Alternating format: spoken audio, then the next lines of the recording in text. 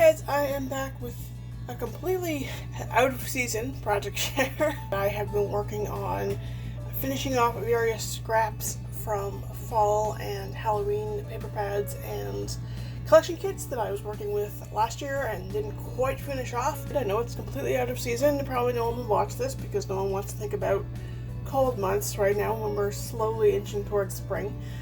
But I wanted to get it done. The first project I did was alter a couple of composition books from Dollar Tree. I have 3 or 4 5x7 books and 2 packs of 3 little miniature books. I only used 1 5x7 and then I managed to use up 1 of the 3 packs of mini books. So this is obviously the 5x7.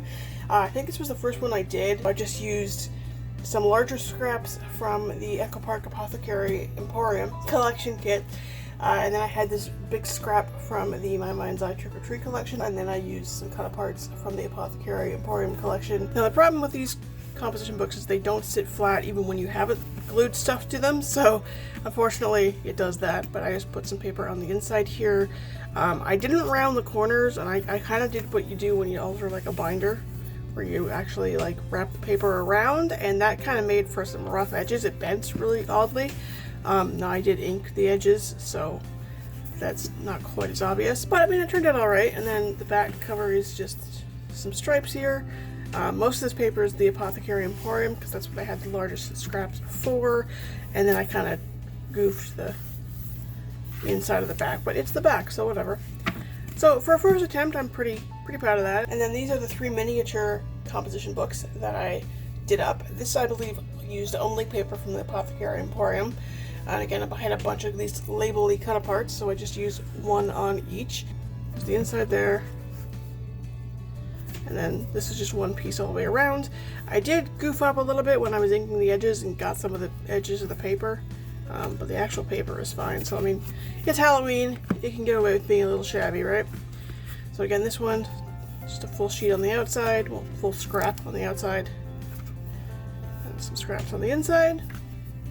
And then this one, same thing.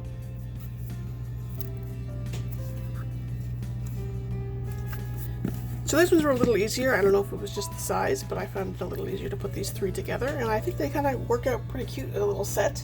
And then continuing with the Halloween theme, I also did up 4 gift boxes. Again, majority of the paper, if not all of it, was from the Apothecary Emporium collection kit, as well as the stickers from the sticker sheet and some cut aparts and whatnot. Again, I just been keeping them flat in case I do decide to sell them. So that's the front there and the back there. It's the front of this one here and the back. It's the front of number 3 and the back. And the last one. And then just before the plethora of cards that I'm about to show you, I thought I'd just show you the handful of bookmarks I made right at the end of the projects, just using up various scraps. I made a total of 14 bookmarks. There's 1 Halloween bookmark and the rest are fall themed. I tried my hand at laminating them. These ones didn't turn out too great with the laminating because I tried using the self-laminating sheet. I don't know if they still have them at Dollarama. I think I see them occasionally. They're the Swingline brand. What I didn't realize when I bought them is that they are single-sided. So you're essentially only laminating one side of whatever it is you're laminating unless you put 2 sheets together. So with these 4, I tried using half of the sheet and then folding it over, which looks okay on the front, but a couple of them are kind of like got air bubbles in the back because it didn't fold over very well. And then the one thing I don't like about laminating it is I feel like I don't cut it properly. Like I feel like the edges are all like jagged and gross. These 6 here I laminated with one of the Dollarama brand laminating sheets that are actually double-sided. These definitely worked better. It also worked better because the non-adhesive side of those sheets is quite thick. So it added a lot of stability to them and they're not very like flimsy or anything. Obviously this is the lone Halloween bookmark. I had these leftover stamped out sentiments from when I was making cards. Initially I thought I would hold on to this one just for a future project, but then I started looking at these stamped out gratitude sentiments, and they are actually stamped on scraps from this paper pad. Like you can see the leaves in the background on some of these. I was worried that they wouldn't really match with upcoming fall projects like this coming fall, so I just thought, okay, you know, I'll put them on some of the bookmarks just to add a little bit of interest to them. So these ones turned out a lot better as far as laminating, although again I don't love how they look on the edges.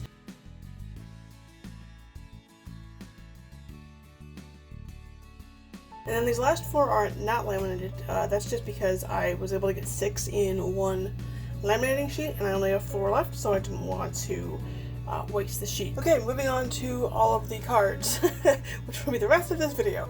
I ended up making 57 fall themed cards and 29 Halloween themed cards, which is a total of 86 cards. Most of them are this oversized. They're like 5 by 6.5. So starting with cards that I just kind of made stuff up as I went along, and I didn't use any sketches. These are 2 cut-aparts that I received in a fall-themed swap last year. They're pretty big. They were like 6 by 6, and I had been trying to figure out what to do with them, and then it hit me that I was using a 5 by 6.5 size card, so I could probably just use them as card fronts. They turned out okay, except in both cases I goofed on the measurements for the gold foil that I put on the edges. In this one, you've got a little bit sticking out on the end, and on this one, it is not even in the slightest. I laid it down really uneven when I put this down on top of the gold, and then I wasn't able to pull it back up. These are another 2 oversized cards. The fall paper pad that I was trying to use up was the Happy Fall paper pad from Recollections. I had started using it up as part of a collab / challenge with Bourbon Creek Crafts last year, and it had a lot of these little cut-aparts. And some of them worked really well as sentiments on cards, and then the other ones were kind of like more for scrapbooking or journaling. So I wasn't sure how to use them, and eventually I just decided, you know what, if I just put a bunch of them, it just becomes a fall themed card. I had these like square and rectangular scraps that were too small to be a card base on their own, so I'm like, okay, I'll just put 3 on each, and then throw a bunch of these little cut-aparts on. I think it turned out pretty good considering I completely made up the design as I went along. These are a couple of the A2 size cards that I made. I had a whole bunch of like little scraps that were not little enough that I could get away with throwing them out, in my opinion, but also I didn't really know what to do with them. So I cut them into either 1-inch squares, 1¼ inch squares, or 2-inch squares. I was able to make some layouts with those. This is one of the layouts with a 1-inch square, and then these are the 1¼ inches. And then I just decided, you know what, they're pretty busy on the front, so I didn't really want to put a sentiment on them. So for the first time ever, I ended up putting sentiments on the inside. When I use dark cardstock to make a card, I put white cardstock on the inside anyways, so I just stamped them. I think I used the same sentiment for all of the fall ones, because it was the only one that I felt worked for the inside of a card.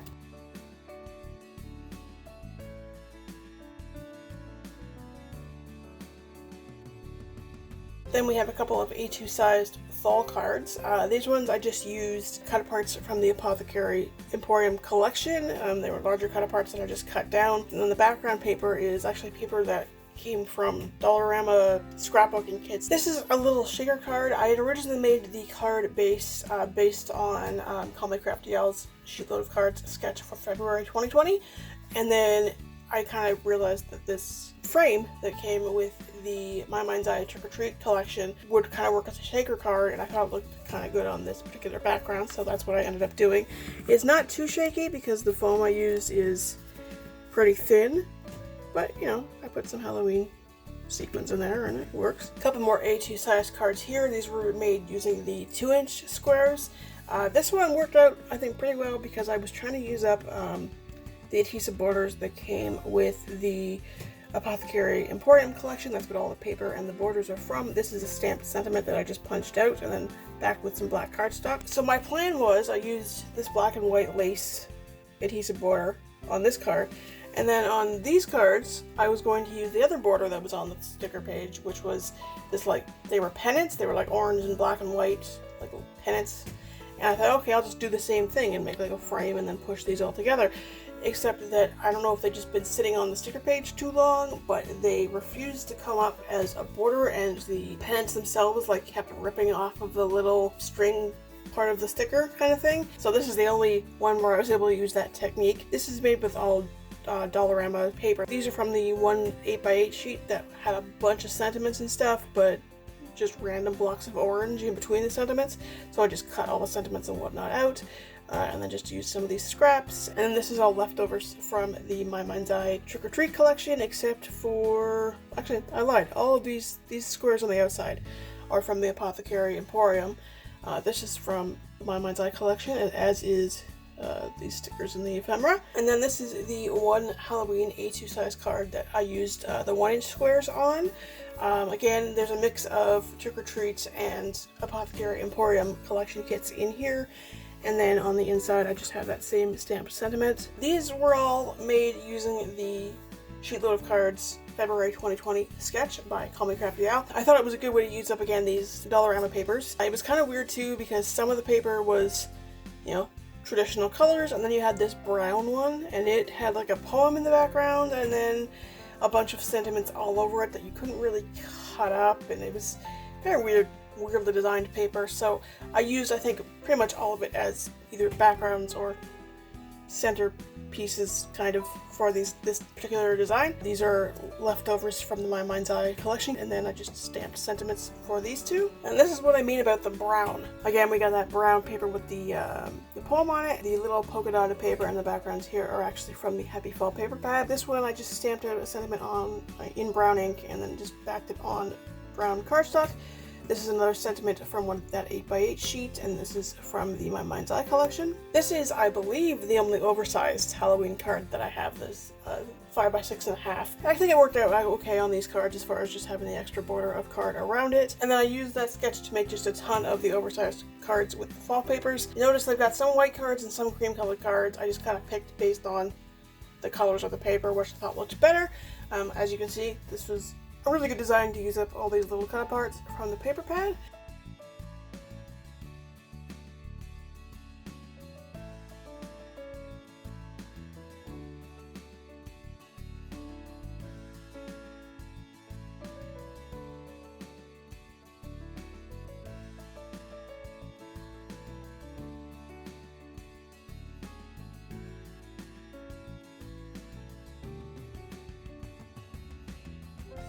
This next batch of the oversized cards were made with the My Favorite Things sketch.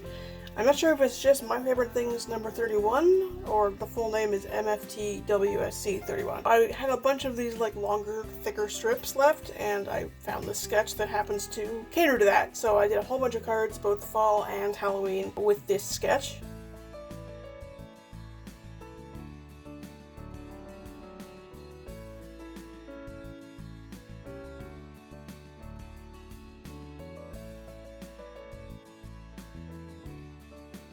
This next batch is essentially like altered versions of that same My Favorite Things sketch, or you could say I was inspired by that sketch, because I started to run out of the larger strips, but I had a ton of smaller ones, so I tried to put them to good use as well.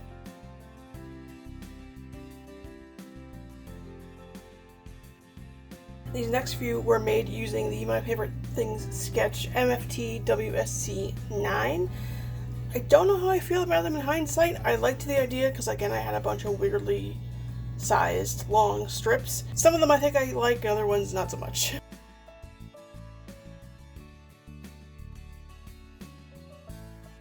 And then this final batch of cards was sort of inspired by the My Favorite Things sketch MFT WSC 417. In their sketch, there was more of the cardstock in the background visible. They were like smaller squares. But because I had all this card space to work with, being that these are oversized cards, I thought I'd just make them bigger.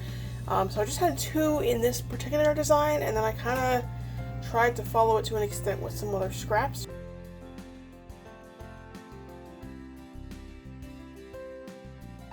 And that's it for this incredibly out of season project share. I made a total of 86 cards, 14 bookmarks, 4 gift boxes, and 4 composition books, which I think is a pretty good output, especially considering how long it took me to make it all. But I also managed to finish off the scraps and ephemera and stickers and everything else from a paper pad, as well as 3 different collection kits, and I'm very happy about that. And I'm just as happy to stop thinking about cold weather and start looking towards summer. That's all that is for this video. If you did enjoy it, please give it a big thumbs up.